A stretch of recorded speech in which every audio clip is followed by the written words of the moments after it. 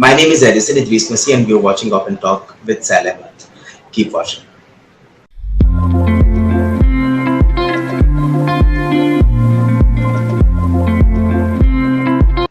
Hello अस्सलाम वालेकुम, मेरा नाम सैल अहमद है और आप देख रहे हैं ओपन टॉक। क्या हाल चाल है आप सबके।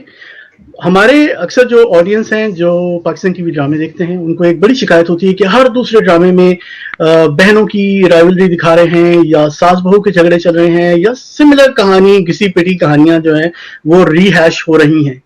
लेकिन इस वक्त आजकल जो बहुत दो मशहूर ड्रामे इस वक्त जो टेलीकास्ट हो रहे हैं वो दोनों के दोनों सोशल बेस इश्यूज जो हैं उनके ऊपर बेस्ड हैं और बहुत अच्छी तरीके से उनको बयान किया जा रहा है। अगर आप देखेंगे शराब जिसमें मेंटल हेल्थ पे बात की गई है और उसमें एक बहुत ही इंपॉर्टेंट इश्यू जो उठाया गया है वो ये है कि अगर आपके घर में कोई मेंबर कुछ अजीब तरह से बिहेव कर रहा है तो उसकी वजह ये नहीं है कि आपकी नंद या आपकी सास या आपकी बहू ने जो है उन पे जादू टोने कराए हुए हैं और या किसी कोई जिन भूत का उनके ऊपर साया आ गया है। उसके अलावा जो सबसे जरूरी चीज है वो ये है कि पहले आप उनको डॉक्टर के पास लेके जाएं और चेक कराएं कि उनको कहीं कोई मेंटल हेल्थ का इश्यू तो नहीं है, क्योंकि हम लोग अपनी आम जिंदगी में इस कदर मगन हो जाते हैं, वो अपनी एक रट में शामिल हो जाते हैं कि हमें याद ही नहीं रहता कि जिंदगी में इंपॉर्टेंट चीजें क्या हैं और हम किस तरह से अपने साथ रहने वाले लोगों को अपने साथ लगा के उनको मसाइल को उनकी परेशानियों को हम समझने की कोशिश करें और उनसे उनको बचाने की कोशिश करें। दूसरा ड्रामा जो हम जिस पे बात कर रहे हैं वो है बिखरे मोती, जिसमें यह बताया गया है कि किस तरह से अगर आप अपने बच्चों पे तवज्जो नहीं देते हैं तो उनकी जिंदगियां किस तरह से बर्बाद हो सकती हैं।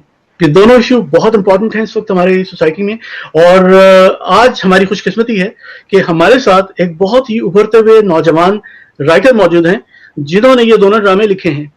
हमारे साथ मौजूद हैं एडिसन इदरीस मसीह और हमें वो ज्वाइन कर रहे हैं, हमसे बहुत बहुत अच्छी अच्छी बातें करेंगे और उसके अलावा हमें जो है वो बताएंगे कि इन ड्रामों के पीछे आखिर में बीटीएस क्या है।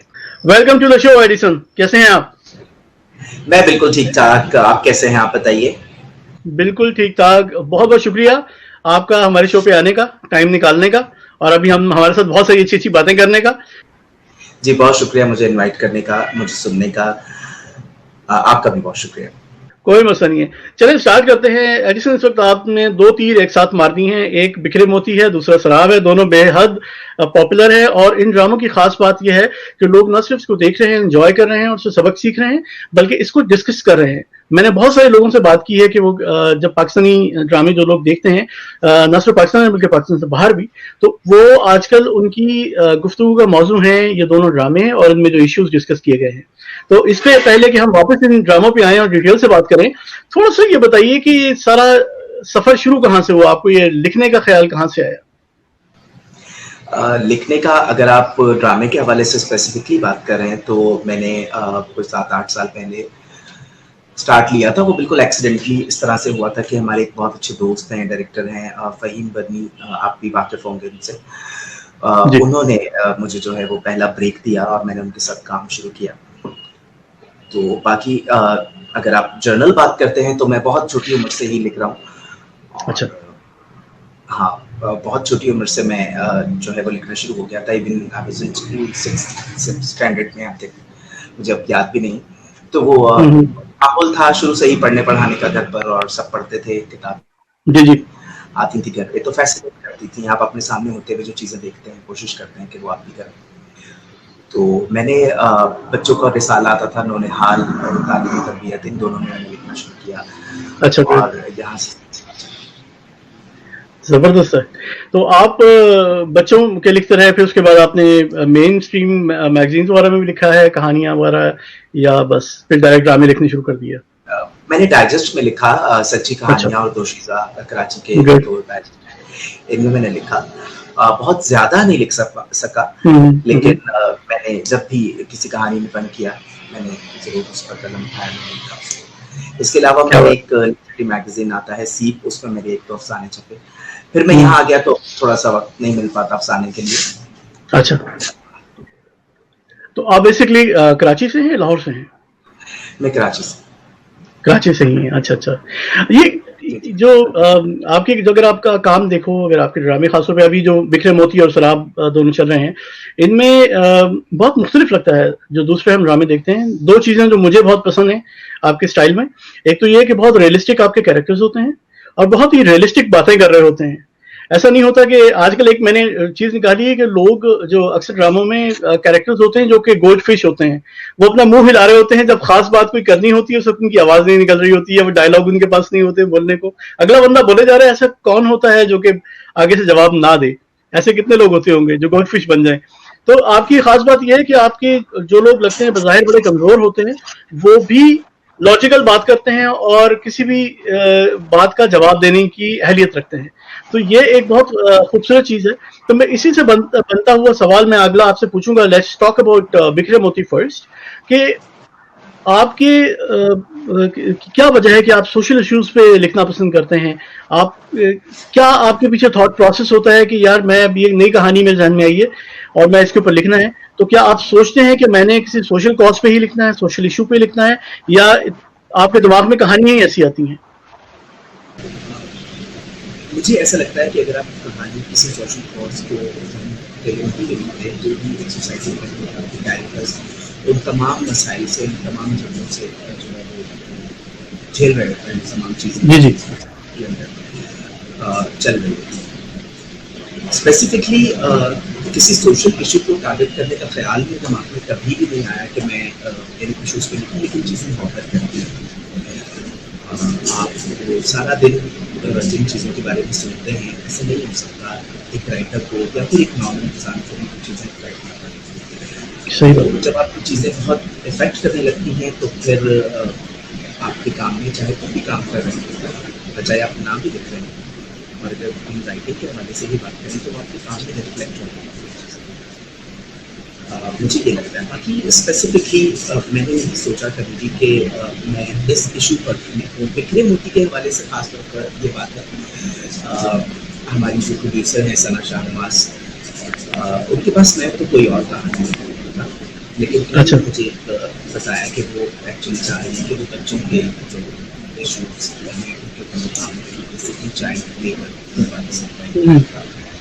कि उनको काम करना चाहिए। तो मैंने मुझसे इसकी एक बेसिक लाइन डिस्कस की, और जिसके अंदर भी मैंने बहुत उन दिनों में ये कसूर वाला इंसिडेंट और इस तरह के तो खैर रोजाना बहुत सुनने में आते हैं। हाँ बिल्कुल बिल्कुल। तो वो तवातर से एक चीज़ें जब हो रही होती हैं आपके सामने, तो फिर मैंने उसको इस तरह से किया कि उसको हम जर्नलाइज करते हैं, और कि सिर्फ ऐसा नहीं हो कि चाइल्ड लेबर, जबकि हमारे यहाँ अगर देखा जाए तो वायलेंस और जब हम बात करते हैं अब्यूज़ की, तो हम नॉर्मली रेप और दूसरी चीज़ों के ऊपर।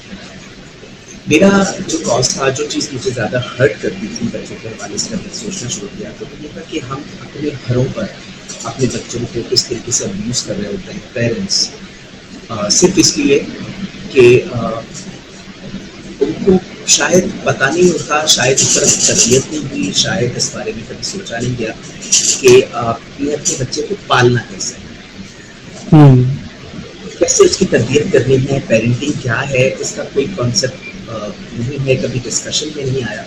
तो मैं इसको उस नज़र से देखने लगा। तो ये सारी चीज़ें जब मैंने उसके साथ डिस्कस की तो सना को भी ये चीज़ें बहुत अच्छी लगी, तो फिर मिल के हमने इस कहानी को बनाया और ये आपके सामने है। और इसका थॉट प्रोसेस साथ साथ चलता रहा। ये ऐसा नहीं था कि पहले से मैंने पूरी कहानी सोच कर रखी हुई थी कि इसमें मुझे ये इशू डिस्कस करने हैं और उसको इस तरीके से लेकर जाना है। डेली बेसिस पे मेरा शायद राइटिंग स्टाइल ऐसा है कि मेरी कहानी हर एपिसोड में बनती है। एक बेसिक जो उसका प्रेमिस है वो जरूर पता होता है, लेकिन वो द फ्लो वाली फॉर्मूला को चेक करना है। तो ये नहीं कहा जा सकता कि मैं सोच के इसको सकती, क्योंकि मैंने इससे पहले जो चीज़ें लिखी वो मैंने लाइट हार्टेड रोमांटिक चीज़ें लिखी मैंने, उसमें रोमांस था, जिसको हमारे यहाँ नॉर्मली समझा जाता है कि ये कोई इशू नहीं है। इशू बेस्ड होने की जो डेफिनेशन है मुझे लगता है उस पर भी ज़रा बहुत करके उससे पता है। देखो एक बंदे के साथ प्यार हो जाता है, वो शादी करना चाह रहे हैं और दूसरे लोग जो है वो नहीं चाह रहे, और उसे कॉल करने की वजह से किसी और चीज़ की वजह से, या उनके मुशादी खानदान से कोई करने का रिवाज, ये एक इशू है। तो मुझे जो मेरा वेरी इंटरेस्टिंग। मैं आपसे रिक्वेस्ट करूंगा थोड़ा सा ऊंचा बोलिएगा क्योंकि आवाज़ थोड़ी सी काफ़ी ज़रा कम आ रही है। अच्छा, तो अगला सवाल ये होगा कि जब आप एक बड़ी दिमाग में कोई कहानी बनाते हैं, उस कहानी के ऊपर लिखते हैं, उन कैरेक्टर्स को अपने लफ्ज़ों में ढालते हैं, उनको कहानी और किरदारों की एक सफ़र का आगाज़ हो जाता है, फिर वो चलता रहता है। तो जब ये सब कंप्लीट हो जाता है और जब आप लोगों को, एक्चुअल एक्टर्स को उन पे काम करते हुए देखते हैं, उन डायलॉग्स को बोलते हुए देखते हैं, तो कैसा लगता है आपको कि अगर जो आपने सोचा था वो जिंदा हो गया जैसे, तो इसकी कोई खास आपको थ्रिल, कोई किक मिलती है इससे? ऐसा बहुत बार होता भी है और कभी कभार नहीं भी होता। इट डिपेंड्स कि वो एग्जीक्यूट किस तरह से होता है। जब आपसे लिखे हुए कैरेक्टर्स को इसमें मुख्तलिफ अंदाज में जो है वो प्रेजेंट किया जा रहा होता है, सामने आता है, खुद सोचा कभी कभार ऐसा होता है, लेकिन मोस्टली हमारे यहाँ माशाल्लाह बहुत अच्छे एक्टर्स, डायरेक्टर्स हैं, हमारे पास प्रोडक्शन अच्छी हो रही होती है चीज़ें। तो और फिर हम लोग एक कॉन्टैक्ट में भी होते हैं और हम लोग हमारे सामने हो रही होती है चीज़ें। एक तो प्रोजेक्ट्स में मेरे साथ ऐसा हुआ, मैं नाम नहीं हुआ, तो जिसमें मुझे खुद बड़ी हैरत हुई कि यार ये नहीं था, वो प्रोजेक्ट्स पे मैंने खुद भी देखना छोड़ दिया, क्योंकि जो तकलीफ एक राइटर को होती है उसका अंदाजा शायद कोई दूसरा शख्स नहीं लगा सकता है। तो देखिए, एक मेहनत, और मेहनत से ज़्यादा मैं समझता हूँ कि हमारी रंजों की कमाई है।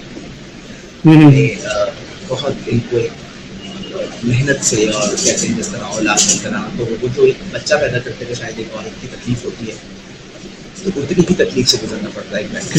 आज हम कि किसी और के हाथ में चला गया और आपको पता नहीं चला कि उसका क्या हुआ, तो फिर जब अपना बच्चा पहचानने की गलती हो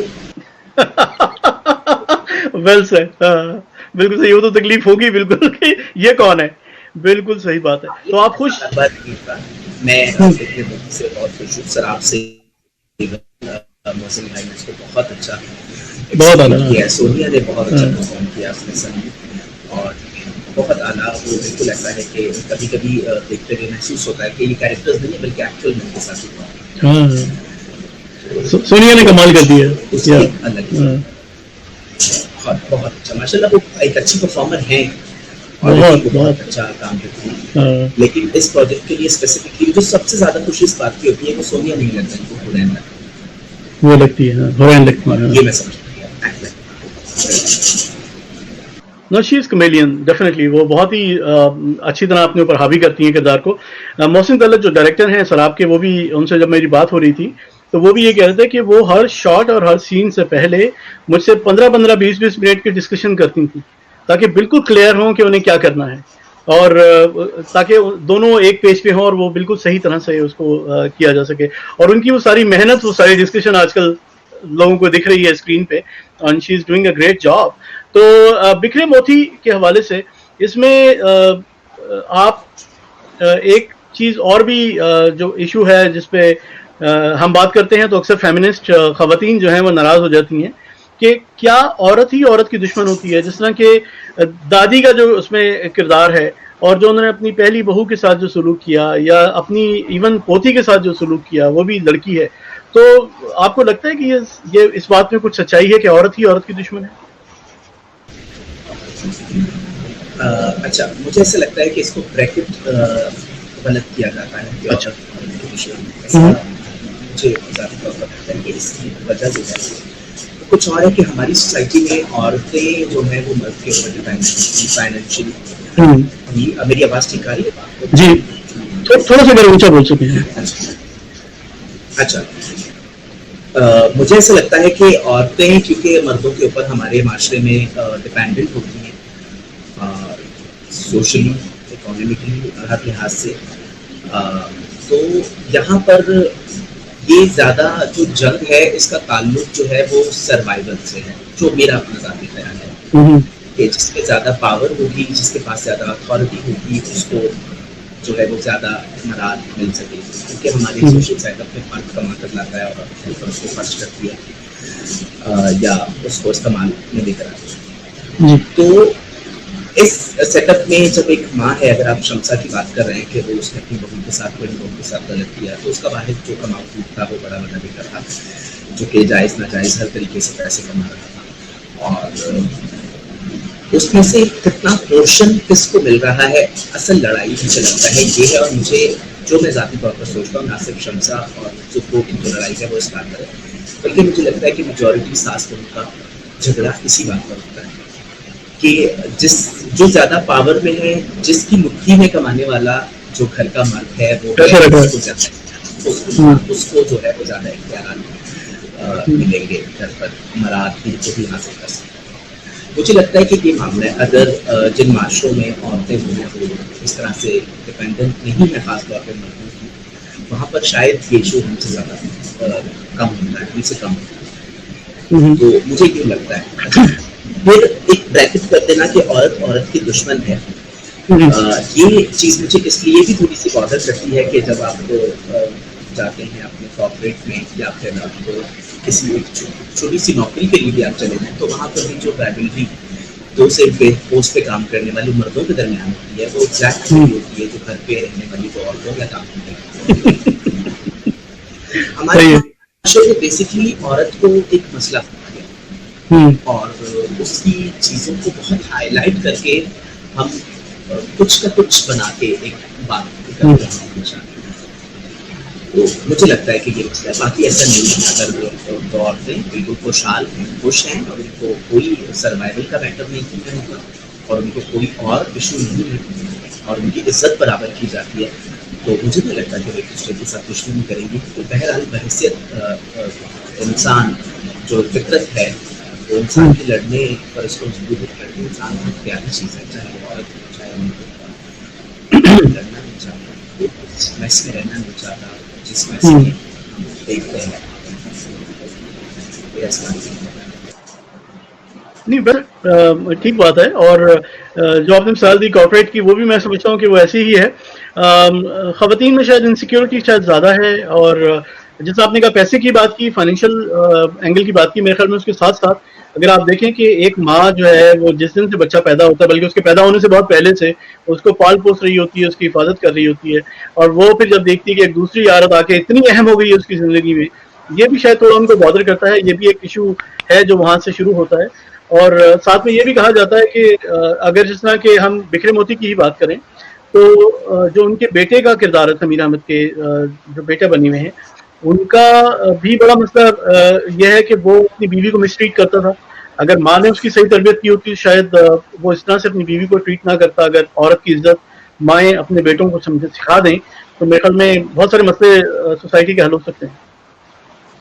अच्छा, मुझे बिल्कुल ऐसा है, औरतें सिखा सकती हैं, लेकिन ये जिम्मेदारी भी सिर्फ औरत पर डाल देना नहीं, ऐसा नहीं है। हाँ, होता ये है कि हम अपने बचपन से, और बहुत बचपन में खास तौर पे जब हम जो अपने सामने होता हुआ देखते हैं, वो फिर हमें जो है वो हमारी शख्सियत का हिस्सा भी बन जाता है। कभी कभार में शामिल बेबी के जुल्फी ने अपने बाप को देखा हो कि ये भी अपनी खराब, हाँ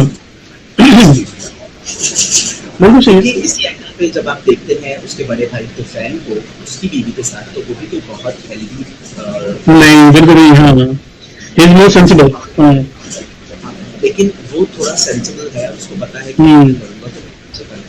बहुत सही, बिल्कुल। हाँ, तो बेसिकली ये है कि माएँ जितना भी औरत की इज्जत करना सिखाते हैं, जब तक आप अपनी बेटियों की इज्जत नहीं करेंगे तब तक वो बच्चा नहीं सीखेगा। क्योंकि मेजॉरिटी अगर आप चेक करें तो हमारे यहाँ बाप को बच्चा आइडियलाइज करता है, चाहे वो लड़की हो या लड़का, बाप को आइडियलाइज कर रहा होता है, ना चाहते हुए भी। ना चाहते हुए भी कर रहा होता है। क्योंकि आप अगर वही सोशल सेटअप की बात करूँगा, बच्चा बचपन में सुपर हीरोज को बहुत फैंटेसाइज करता है और करता है और उसको स्ट्रॉन्ग होना पसंद होता है।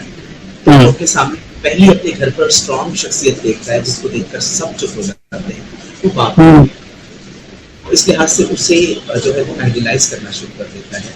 और जब उसको वो आइडियलाइज करना शुरू करता है तो फिर उस जैसा बनने की कोशिश करता है। उसके साथ कहीं हो जाता है कि यदि अब्बा ने किया था तो ये ठीक होगा, अगर गलत भी है तो कोई प्रॉब्लम नहीं। तो बिल्कुल औरतों को अपने बेटों की और बेटियों की बराबर तरबियत करनी चाहिए और उनको सिखाना चाहिए कि औरत की किस तरीके से इज्जत की जानी चाहिए। इसके लिए उनको खुद भी अपनी जो औरतें हैं इज्जत करनी पड़ेगी और उससे ज़्यादा मर्दों को जो है वो शौहरों को नहीं, you got a very great point. बहुत ही अच्छी आपने बात की है, जो कि मर्दों के भी कंट्रीब्यूशन है। मगर मसला ये है कि पहले मुर्गी आई या अंडा आया, ये वो वही साइकिल है, विशियस साइकिल है कि वो जो बाप है उसको भी किसने तरबियत की है उसकी, वो भी एक औरत ने की है, और उससे पहले जो बाप था उनका इंस्पिरेशन था उसकी भी तो थोड़ा सा मैचअप है, लेकिन आपकी बात बहुत सही है। आपने बहुत खूबसूरत मैसेज दिया है कि आदमियों को जब अगर हम बचपन में जैसे भी हमें तरबियत मिल रही है, लेकिन जिस मिनट हमारे पास शऊर आना शुरू होता है, चाहे वो तालीम के थ्रू आया हो या सोसाइटी के थ्रू आया हो, माहौल के थ्रू आया हो, जब हमारे पास शऊर आता है तो हमें खुद भी समझना चाहिए कि बहैसियत आदमी आपकी फर्ज है पहला कि आप खवातीन की इज्जत करें और उनको ऑब्जेक्टिफाई ना करें और उनकी इज्जत करें और उनका ख्याल रखें। तो ये बिल्कुल सही है। बहुत खूबसूरत जा रहा है बिक्रम मोती। ऐसी कोई चीज है जो अपने आप ऑडियंस को इस वक्त बताना चाहेंगे बिक्रम मोती के हवाले से, कि कोई ऐसी चीज, कोई ऐसी इंटरेस्टिंग पॉइंट या ऐसी कोई इंटरेस्टिंग इंसिडेंट जो उसकी शूट में हुआ या उसकी लिखने में आपके पास कोई ऐसा एक्सपीरियंस आया? मैंने बिक्रम मोती लिखते वक्त सीखा बहुत। अच्छा।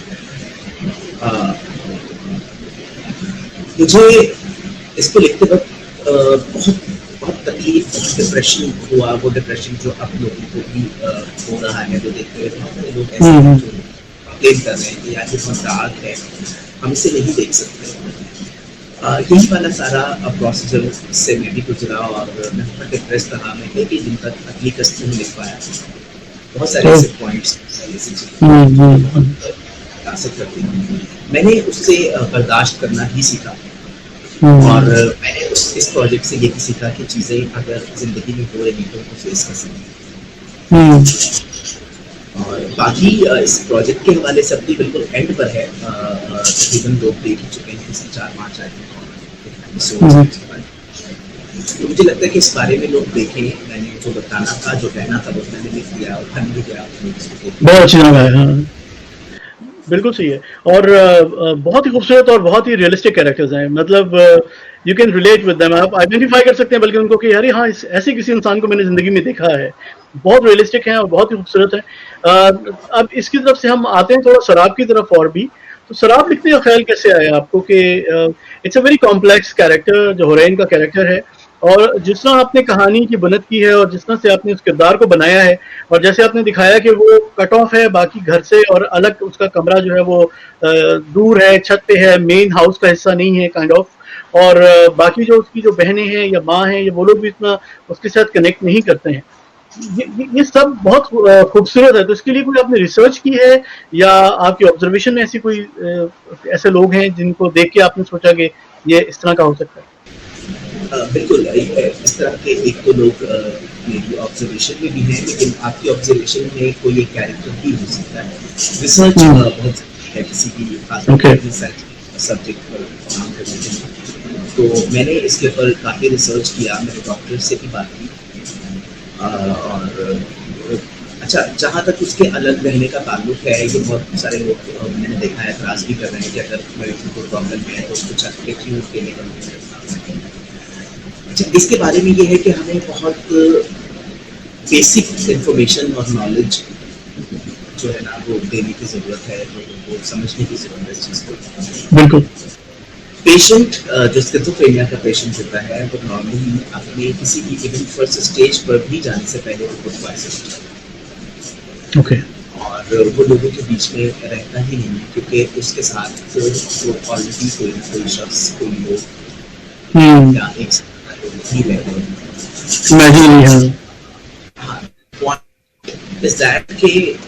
अगर वो बाकी सबके साथ नहीं मिल रहा या बात नहीं कर रहा या उनसे अलग रहना पसंद कर रहा है तो कितना हर्ट है उन रिश्तों से, उन लोगों से, उन चीज़ों से।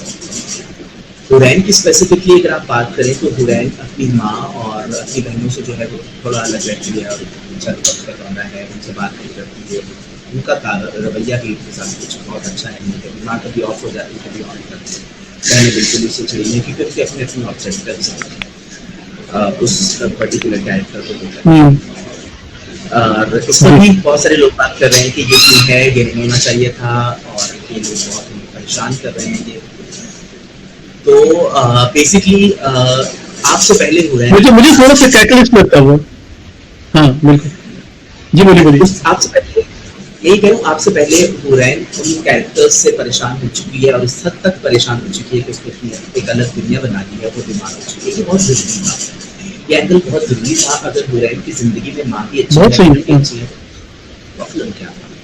एक्चुअल में इसका प्रॉब्लम यही है, जो इम्पोर्टेंट बात है विक्रमोर्ति की तरह इसमें भी मैंने यही हाईलाइट करने की कोशिश की है कि बेसिक आपका जो एक सेटअप है घर का बहुत जरूरी है आपके रिश्तों में, आपके जो इमीडिएट फैमिली है स्पेशली, उसका एक दूसरे को अंडरस्टैंड करना कितना ज्यादा जरूरी है और एक दूसरे को सपोर्ट करना, एक दूसरे का ख्याल रखना कितना जरूरी है। ये जब नहीं होता तो एक बहुत बड़ी फोर्स आपके पीछे से हट जाती है और आप कहाँ जाके गिरते हैं आपको नहीं पता, जो कि हुआ है इनके साथ। बिल्कुल सही है। अच्छा, एक जो ये मेरा इस बात को उठाने का या इस बात का जिक्र करने का मेरा जो मकसद था वो एक ये भी था कि मुझे कोई एतराज़ नहीं है कि वो अलग कमरे में रहती है। मुझे ये लगता है कि ये वजह है कि वो बेचारी इस तरह की होती चली गई। जो भी मेंटल बीमारी है उनकी भी रीजंस कॉजेज होती है ना। एग्जैक्टली। अच्छा, इसको मैं थोड़ा सा ऐसा नहीं है कि वो अलग रहने की वजह से बीमार हुई है, वो पहली बीमारी फिर अलग हुई है क्योंकि वो लोगों के साथ रहना नहीं चाहती। वो पेशेंट इसका सिम्टम्स के अगर आप जो शुरू के सिम्टम्स अगर हम चेक करें इसके, तो आजकल बड़ा आसान है कि आप एक गूगल पे 15 मिनट के अंदर सारी इन्फॉर्मेशन किसी भी चीज़ के बारे में हासिल कर सकते हैं। आई डोंट नो लोग अभी भी उसको क्यों नहीं देख रहे कि खुद भी एक थोड़ा सा रिसर्च करें और जाके इसको समझें करें और उसको उसका ये लर्निंग बहुत जरूरी है। जैसे कि अभी सुशांत सिंह का एक वाकया हुआ, उसने खुदकुशी कर ली तो लोग बहुत सीरियसली डिप्रेशन और एंजाइटी के ऊपर जो है बात करना शुरू हो गए। पाकिस्तान में एक डॉक्टर ने खुदकुशी कर ली। बहुत ज्यादा एक बर्निंग इशू है आजकल और लोग इसके ऊपर बात कर रहे हैं, बट उनमें से कोई भी एक कोशिश नहीं करता कि वो जाके इसके बारे में इन्फॉर्मेशन हासिल करें। इस ख्याल को लेकर मैंने इस कैरेक्टर को सोचा और मैं इसको लिखता हूँ और मैं जिस हद तक हो सकता है इसके जो सिम्टम्स हैं उसके अंदर भी ये चीज शामिल है कि पेशेंट सबसे पहले अपने आप को आइसोलेट करता है, वो बात करना तो वो अगर एक्सप्रेसिव है तो बहुत ज्यादा है और अगर एक्सप्रेसिव है तो इतना इंट्रोवर्ट हो जाएगा कि आप उसके सामने ढोल पीटते रहेंगे। तो ऐसा नहीं है कि वो आइसोलेट रहने की वजह से बीमार हो गए। ओके हाँ, ये जरूरी है क्लैरिटी इस वक्त आना, क्योंकि बहुत से लोग ये भी मेरे साथ डिस्कशन करते हैं, वो कहते हैं कि हाँ वो तन्हाई की वजह से ऐसी हो गई है। तो आप ये कह रहे हैं कि तन्हाई की वजह से वो ऐसी नहीं हुई है, वो तन्हाई उसने बाद में इख्तियार की है। अच्छा, इसका जो रीजन है वो लोग देखेंगे, अभी शुरुआत है, आगे जाके इसका एक प्रॉपर इसके ऊपर एक सीन है जिसमें इस चीज का जिक्र किया है। बल्कि वो एक हिंट भी था जब वो छत पे अपनी बहनों को कहती है कि तुम मुझको जोड़ी बना के हुई चाय पियो जाके, मेरी अब कैसे याद आ गई। और वो उसको पहले आइसोलेट किया गया है, अपने साथ रखते हुए उसको आइसोलेशन का एहसास कराया गया, उसके बाद बिल्कुल सही है, बिल्कुल सही है, सही है क्योंकि काफी कॉम्प्लेक्स स्टोरी है, ये इतनी सिंपल नहीं है। लेकिन आपका और मोहसिन का दोनों का कमाल है कि आपने उसको आसान बना दिया लोगों के लिए कि वो समझ सकें कि हो क्या रहा है। क्योंकि जिस तरह से वो देखती है समी खान के एक जो इमेजिनरी उनका जो कैरेक्टर है उनको देखती है, और फिर वो बाज़ दफ़ा शुरू में काफ़ी मिक्सड अप था इस तरह का, और बहुत से लोगों ने कहा भी कि यार हम थोड़े से शायद हो रहे हैं कंफ्यूज, मगर हमें समझ में आ गया है। तो इट्स अ ग्रेट थिंग, क्योंकि वो भी एक अच्छी चीज़ थी कि थोड़ा सा कन्फ्यूजन भी जरूरी था अटेंशन ग्रैब करने के लिए। आई थिंक तो ये भी इंटेंशनल था या ये बिल्कुल ही इंटेंशन में था। इसके लिए मैं समझता हूँ कि मोहसिन तलत का बहुत बड़ा कंट्रीब्यूशन है। देखिए, एक राइटर अपने बंद कमरे में बैठकर लिखता है और उसके बाद अगेन मैं वही बात को 12 रिपीट करूंगा कि आप अपना स्क्रिप्ट बना सवार कर एक ऐसे बंदे के हाथ में दे देते हैं जिसके बारे में आप यकीन से दावे से कुछ नहीं कह सकते कि वो क्या करने वाला है, क्या कर। तो आप जितनी भी आप सेशंस कर लें, जितनी भी मीटिंग्स हो जाए, लेकिन आपको नहीं पता फाइनल बॉल उसकी होती है। एग्जैक्टली। अच्छा, फिर हमारे यहाँ नॉर्मली राइटर्स और डायरेक्टर्स इवन एक्टर्स के बीच में एक गैप है और कम्युनिकेशन गैप। मतलब आप एपिसोड जो है वो देखते जाते हैं और उसके ऊपर क्या हो रहा है वो आपको पता लगता है। तो मैं बहुत डरा हुआ था कि पता नहीं ये किस तरीके से होता है, लेकिन वो फिर मेरे सारे बात हो गए। पेरिस के सेट पर भी मैं था, लेकिन मेरा कंट्रीब्यूशन मुझे लगता है कि इस लिखने की हद तक है। इसको एग्जीक्यूट अगर बहुत अच्छा ना किया जाता तो शायद मेरी बात पहुंच नहीं सकती। इम्पैक्ट का फर्क पड़ता है। एग्जैक्टली, इसके लिए प्रोडक्शन से लेकर, क्योंकि देखें मैं समझता हूँ कि ये एक कंबाइन जो है वो आपकी एफर्ट होती है, और इसका क्रेडिट भी जो है वो एक साथ ही सबको लेना चाहिए। अगर मैं कहूँ कि मैंने बहुत अच्छा लिखा और ये इस वजह से अच्छा हो गया है या मैसेज डिलीवर हो गया तो ये गलत है।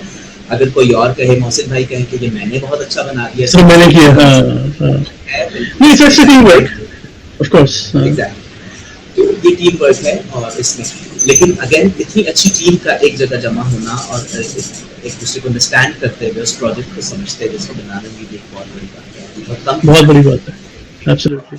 अच्छा, आपको लगता है कि जिस तरह एक जमाना था, हॉलीवुड में तो अभी भी ऐसा होता है कि जो राइटर्स होते हैं वो सेट पे मौजूद होते हैं, और जिस जमाने में पीटीवी काम करता था उस वक्त ये होता था कि जब शूट हो रहे होते थे तो राइटर्स बैठे हुए होते थे और सिचुएशन के हिसाब से बाज़ दफ़ा चेंजेस भी कर रहे होते थे।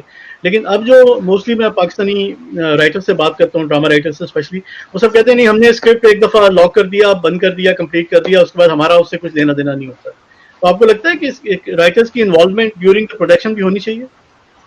बिल्कुल होनी चाहिए और ये जरूरी है। अच्छा, इस सिलसिले में ये है कि एक तो राइटर्स को खुद थोड़ा सा दूर रहने का शौक भी है हमारे यहाँ, क्योंकि एक प्रोजेक्ट एग्जैक्टली एक प्रोजेक्ट खत्म करके उन्होंने 3 प्रोजेक्ट आगे पकड़े होते हैं, उनको कंप्लीट करने सेट पे बैठे रहेंगे तो एटलीस्ट उसका क्या काम को करेंगे। एग्जैक्टली, वो कौन, तो वो एक तो ये है हमारे यहाँ। सबसे पहले मुझे लगता है कि इस प्रोजेक्ट को सबसे पहले राइटर डिसऑन करता है जब वो एपिसोड्स लिख कर दे देता है, और उसके बाद वो कहता है कि नहीं मुझे नहीं पता, अब आप जाने। मुझे सुनना ही नहीं है। एग्जैक्टली, हाँ पता नहीं है, ये बात भी आ जाती है समटाइम। अच्छा, एक और बात इस मामले में ये भी आ जाती है कि राइटर्स का जो मुझे लगता है कि एक्सपोजर भी पाकिस्तानी राइटर्स स्पेशली उनका इस हद तक नहीं होता कि वो कोई अच्छा मशवरा या कोई अच्छी बात कर सके। जिस ज़माने की आप बात कर रहे हैं शायद उस ज़माने में कंटेंट, क्योंकि मुझे पता नहीं एग्जैक्टली कि क्या था, लेकिन मुझे ऐसा लगता है कि सिर्फ कंटेंट डिपार्टमेंट शायद नहीं थे। तो अब ये वाला जो पोर्शन है, ये वाली जो एक गैप है, इसको एक और बंदा को फिल कर रहा होता है वो कंटेंट डिपार्टमेंट। उसमें बैठे थे लोग कभी कभी उनको कहानी के बारे में शायद खुद की पूरी नॉलेज नहीं होती है उस स्पेसिफिक सीरियल की कहानी के बारे में, उस चीज़ को कभी कभार ये बहुत अच्छा हो जाता है। नहीं, ठीक कह रहे हैं। और वैसे आपने जवाब दे दिया उस बात का जो मैं आपसे जिक्र कर रहा था पीटीवी के वाले ज़माने की, क्योंकि उस ज़माने में एक चैनल था और लिमिटेड काम था, तो राइटर्स के पास टाइम हुआ करता था। ये भी एक वजह है जो आप कह रहे हैं कि अगर वहाँ बैठे रहेंगे तो दूसरा और तीसरा सीरियल कैसे लिखेंगे वो। That's very true. I think ये बिल्कुल अच्छी वजह है। अच्छा, अब ये बताइए कि आपके अब तक के जो फेवरेट राइटर्स हैं वो कौन से हैं? अगर आप टीवी राइटर्स की बात करें तो आपके कौन इंस्पायर करते हैं, आपको कौन आपके आइडियाज हैं? मुझे सब ही अच्छे लगते हैं। ये बहुत कोई एक ऐसा जवाब नहीं है, डिप्लोमेटिक नहीं है। अच्छा, डिप्लोमेटिक बिल्कुल ऐसा नहीं है। एट द सेम टाइम कोई एक प्रोजेक्ट किसी एक राइटर का, चाहे वो बहुत फेमस नाम भी मुझे अच्छा लग जाता है, और कभी किसी एक राइटर का कोई दूसरा काम जो है वो मुझे अच्छा नहीं लगता। तो ये मेरी पसंद नापसंद जो है वो खासतौर पर किसी भी क्रिएटिव काम के मामले में बदलती रहती है। मुझे राइटर कभी भी शायद पसंद ना आए, मुझे एक्टर शायद कभी भी पसंद ना आए, मुझे परफॉर्मेंस पसंद आती है। Okay. एक राइटर ने एक प्रोजेक्ट अगर बहुत अच्छा लिख लिया है तो वो मुझे अच्छा लगेगा, लेकिन सेम राइटर अगर हमेशा तो नहीं होता ऐसा कि आप नहीं हो सकता। इसी तरह मुझे ऐसा जर्नल है मेरे साथ प्रॉब्लम, मुझे कोई भी एक शायर खास तौर पर पसंद नहीं है, मुझे मुख्तलिफ चीज़ें पसंद। मुझे ऐसा लगता है कि मैं अच्छी बात है ये, ज़्यादा तख्लीक पर ज़्यादा तवज्जो है। मुझे लगता है कि खुद को बाउंस भी कर लेते हैं आपको कि यार अगर पसंद है तो फिर नामुमाला नफ्सियाती तौर पर आपको बुरी चीज़ भी उसकी पसंद की है।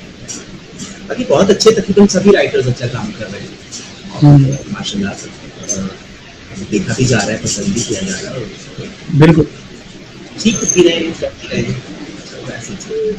क्या बात है। एडिसन, बहुत बहुत शुक्रिया हमसे बात करने का, हमारे ऑडियंस के साथ शेयर करने का अपनी बातों को और आपके अपने एक्सपीरियंस को जो आपने इन दोनों ड्रामों के बीच में लिखते हुए और क्रिएट करते हुए आपने जो किए हैं। तो आइंदा भी हम आपको विश करते हैं कि इसी तरह से आप बहुत अच्छा अच्छा काम करते रहें, हमारे हमारे लिए एंटरटेन करते रहें हम सबको, और इसी तरह लोग आपको अप्रिशिएट करते रहें। जाते जाते अपने ऑडियंस को कोई मैसेज देना चाहेंगे? Thank you so much. मैं बिल्कुल मैसेज ऑडियंस को पता नहीं, मुझे ऐसा लगता है कि अब हम मैसेजेस वाले लोग रहे ही नहीं हैं। अब मैसेज तो वो होते हैं जो हम एक दूसरे को करते होते हैं, जो टेक्स्ट करते हैं। हाँ जो टेक्स्ट करते हैं, तो वो मैसेज वाली कोई बात रही नहीं है। बस इतना ही है कि बस वो जो एक बड़ा मशहूर जुमला है कि भाई जियो, और जीने को मुझे लगता है जीते तो सब हैं, स्वीट, अब सिर्फ सबसे जरूरी मैसेज है। सबसे ज्यादा जरूरी यही है कि जीने दो, बहुत जरूरी है। बिल्कुल बिल्कुल, बस ये कि टोटली ज्यादा नहीं, क्योंकि आप लोग मैसेजेस से वैसे ही तंग हैं, वो ड्रामे वो चीजें भी पसंद नहीं आती जिसमें कोई काम की बात की जा रही है, प्रीची होते हैं। हाँ प्रीची हमें नहीं चाहिए। हम तो एक अजीब सिलसिला है। बहरहाल तो इस हवाले से सिर्फ मैं यही कहना चाहूँगा, दूसरों को भी जीने दो, दूसरों को भी जीने दो। और इसके साथ ही जो है हम इजाज़त लेते हैं आप सबसे भी, और हमारे बहुत सुपर टैलेंटेड राइटर हमारे साथ मौजूद हैं, एडिसन इदरीस मसीह, बहुत ही खूबसूरत लिखते हैं, बहुत रियलिस्टिक लिखते हैं, और बहुत ही अच्छे अच्छे सोशल इश्यूज़ पे जो बहुत ज़रूरी है जिन पे बात करना, उन पे ज़रूर लिखते हैं। और हम आइंदा भी इनसे उम्मीद करते हैं ऐसे ही अच्छे ड्रामे हमें दिखाते रहेंगे, और जो साख जो थोड़ी सी गिर गई थी सास बहू के चक्कर में और सिबलिंग राइवलरी के चक्कर में, वो दोबारा वापस आ जाएगी हमारे पाकिस्तानी ड्रामों की। हमारा बॉलीवुड है पाकिस्तानी टीवी इंडस्ट्री, और हम इसको बहुत ग्रो और फ्लोरिश होते हुए देखना चाहते हैं। अपना ख्याल रखिए, अपने सब आसपास के लोगों का ख्याल रखिए, और यूं ही मेरे शो को देखते रहिए, ओपन टॉक को। और don't forget to subscribe my channel, YouTube channel, जो कि सैल अहमद ऑफिशियल है, और आप इनको भी फॉलो कर सकते हैं। एडिसन को ये फेसबुक पे भी है और इंस्टाग्राम पे, दोनों जगह मौजूद है, और आप इनसे डायरेक्ट भी कनेक्ट हो सकते हैं। तो इंशाल्लाह फिर मुलाकात होगी। अपना ख्याल रखिए, टेक केयर, अल्लाह हाफिज।